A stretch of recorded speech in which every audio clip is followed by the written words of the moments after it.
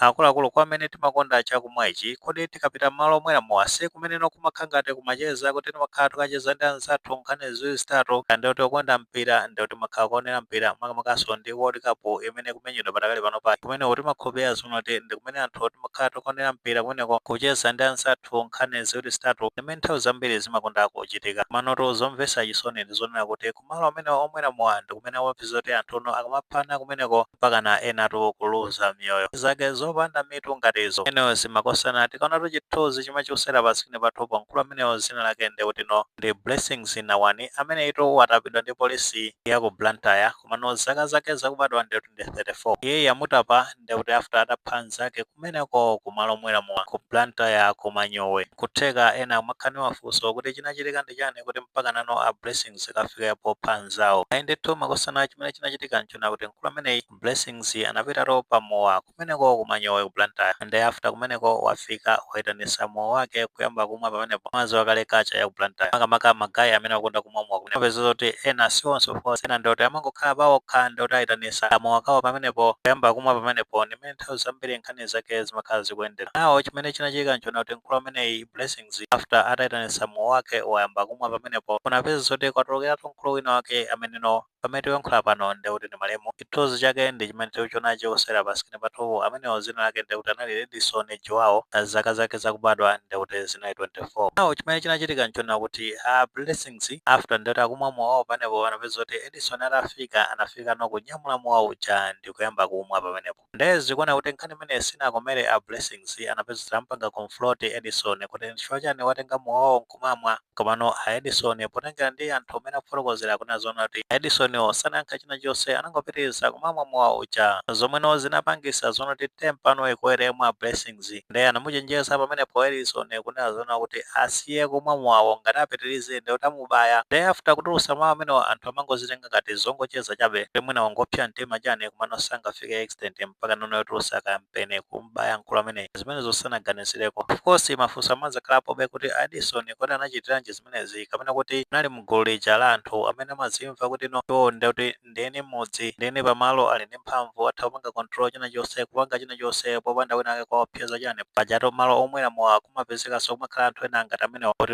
amazimva chani zimachitika zimenezo kwa ameneno amachita chakumwa atha kusimikiza zimenezo. Nawo posatira zimenezi zinapeza kuti after ndoti a Blessings ayankhula mawu amenewo kuti amubaya mkulu amene Edison waja anapeza kuti anangonyamuka malo amenewo sanatenge kanthawi anapeza kuti kanapita kuti anapobwera kumeneko ndi kuti anabweresa mpeni ndeno atafika ndi mpeni uja anangofika tokuwapeza ataja a Edison nkwabaya pamimba anabaya kangapo mpaka nano kuzafika poti matumbo nokutuluka kunja. Ndiye after incident imene yachitika zinaonesa zona kuti anthu pamenepo poto anali ndi shoko kwambiri anazizwa kwambiri ndi zimene zinachitikazo kuti samayembekezera kuti mpaka nano a Blessings angafike pamenepo pobaya nzawo mpaka nano matumbo kutuluka kunja chani ndikuti nthawi imeneyo a Edison anati agwa pansi ndikuti magazi ali pena paliponse ndikuti akukuwa pamenepo ndi ululu osati omasewera anthuno ndikuti abalika pamenepo. Ndikuti nthawi imeneyo a Blessings anali akukuwa ndinakuchenjezatu kuti usapitirize kumwa mowa wanga zosatira zake ndi zimenezi. Ndiye timadziwa kale kuti incident ngati imene ikachitika anthu amapeza kuti maganizo abalika zoti akhale ndi chiganizo kuti amutengere ku chipatala Edison kuti mwina akamuthandize mwansangansanga zimapeza kuti anthu abalika panepo force ndikuti anangoyimbira ina ku polisi chani polisi ya Blantyre inathamangira kumeneko pamene afika polisi kuzapeza a Edison ndikuti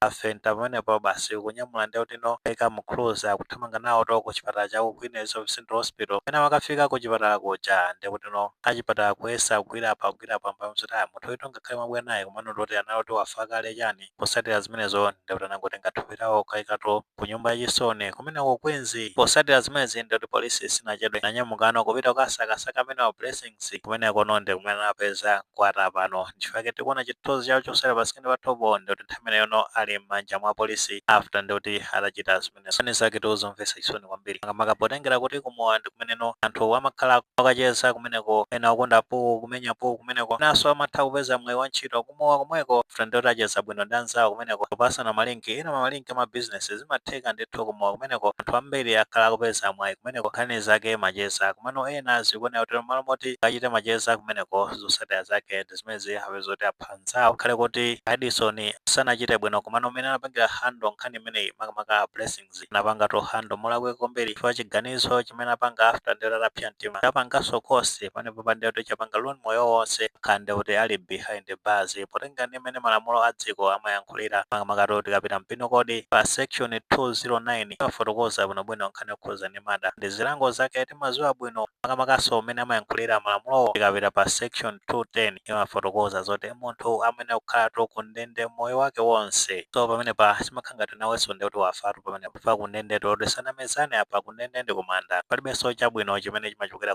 kumene kuja umakhala zoti basi wakwiririka wayiwalika palibenso cha nzeru china chonse so zopeweka ndithu timafuna kumazipewa kunali kwabwino kunena zoti polo amene kayamonesa mphamvu kayamonesa chani asamayankha kunali kwabwino ngomusiya basi tokona kuti zinthu sizikuyenda kungosunthapo kupita malo ena malo mwina mo amakhala mbiri zikatero zimakhala bwino nyama ina osamayamba ena makhala zonoti chinzimu china chake choyipa changowapanga control kumapeto wake ndoti ukatherano mwayiwe ukagwa mavuto inawezi nkhani zake zosakhala bwino pano penipeni ngoti mzimu ambali amene Edison Joao use mutendere tepese kubanja pamene pasi zinakhale bwino kuti imfa yabwera motero pozindikira kuti imfa ngati zimenezi zimabweresa ululu kwambiri pano potengera ndi mmene ululu umakhalira awokha timaziwa zoti sangafikire kuzizisa ululu umenewo komano ambuye yekha ndi amene angathe kukwanisa kutonthozani mnyengoto imeneyi pani ndithope pani of course makosana musabata amenezi kuna kuti nkhani zokhuzana ndi kuphana anthu kumowa zachulukiratu kwambiri chifukwa incident ngati imene siyoyambayi ngati ina tinatsatira bwino masiku angapo apitawo linali lachiwiri limenelo sabata yomweyo kunapeza zoti kunchewo anagwiranso apolisi kumeneko mkulu wina wake amene dzina lake amadziwika zonena kuti Oble Chauma nawo chimene chinachitika nchona kuti mkulu amene amene kuti Oble Chauma anapezeka zoti wapita ukamwamowa pamodzi wina wake umene umadziwika zonena kuti Kavala kayamo wake unali wamaseseka zinakhala zotani komano chimene chinachitika nchona kuti atafika pamowa pamenepo ndi kuti wayamba kumwamowa ati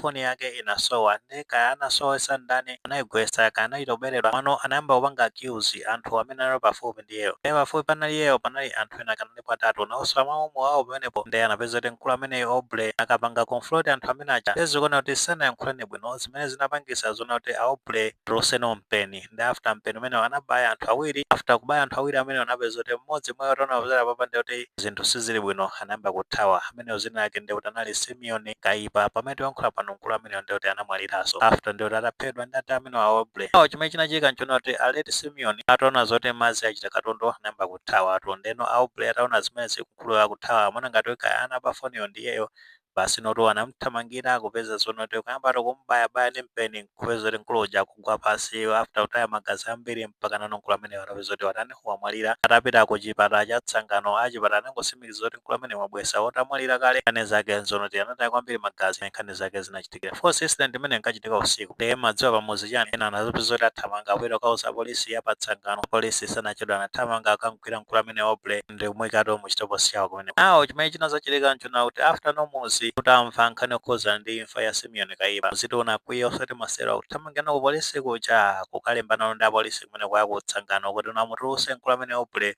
ndi cholinga choti athane naye angomuphaso basi angomuchita kazato imene nkhani zake zinaendera pamenepo ndi kunalito serious battle pakati pa polisi ndi magazi am'modzi mazo akale nkhani zake mmene zimakhala chimputikiti chake posati zimene polisi ya Tsangano inaona kuti kuchepera mphamvu naimbiratu polisi ya kunchewu imene athamangaso ndi makhuza kumeneko apanga rescue team ya kumeneko ndi after atafika polisi ya kunchewu anapanga stabilize situation ndipeza zoti anamutenga mkulu amene Oble chithunzi chake chimene tikuchiona chosera pasikini pa topo ndi imeneyonso ndi kuti noku polisi ampirisa ya kunchewu musano kumene kutsangano napete nova nchewu boma of course wayankhuliranso polisi ya kumene kunchewu ina watu amadziwika zoti bambo Jacob Kembo azasimikizanso za nkhani imene kuti mkulu amene Oble ndi kuti ali mchitoposi mwawo amene amakhala panga ma process kuti apite naye kubwala milandu akankhe mlandu wa mada so mutha kuona kuti within week nkhani zake ndi zimezi anthu aphana kumowa zinthu zona kuti zasempo ngati zimene zoti anthu anakatha kukambirana bwinobwino mapeza kuti akuchoserana moyo ndi wochosa moyo wenso uyembekeze zoti kulibenso chako chabwino pana ka metaphor kale kuti akhale behind bars moyo wako wonse is much as zoti munthu ndi kuti wafa pamenepo kunewo zimakosana nkhani zake ndi mmene zikuyendera nkutheka amwe ndi maganizo pa nkhani imene maite kuyankhula zona kuti polisi ya ku Blantyre yanjaratu a blessings nawani after ndi kuti atapha a Edison Joao nkhani zake atasemphana pamowa ngati maganizo alipo mutha kufotokoza comment section komano kuti kamapereka tikumbukire kulemekezanso maganizo anzathu